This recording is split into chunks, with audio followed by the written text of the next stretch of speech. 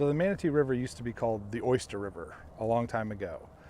There's an issue with the oyster resources in the Manatee River because it was impacted over 100 years ago. And it wasn't, I mean, this isn't like small harvesting things. This went from, harvesting on a commercial scale for shipping these out to dredging of all the shell material off the bottom of the river to the point where we have maps of over 100 acres of oyster reefs that have been removed from this river. But most of that's been done generations ago. It's a sad thing, but it also presents a great opportunity to restore that resource. Oysters provide ecosystem services. So they're constantly in the water, they're filtering all the time.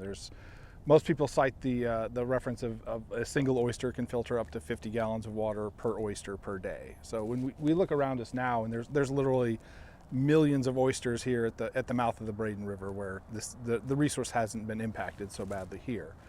So having that out there, we get clear water, but also incredible importance to us is there's denitrification benefits with oysters. So like by having the oyster bars there, they actually pull the nutrients out of the water that are usually available to things like red tide organisms that cause, none of us want to deal with red tides. So oysters help with that, but they're also great for habitat support for other organisms. They form the structure that brings in all sorts of other life around them.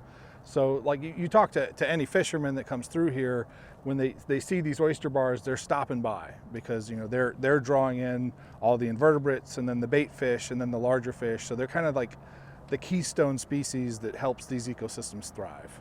This is something that one nonprofit alone can't take on. So we're working to bring other organizations that do restoration together.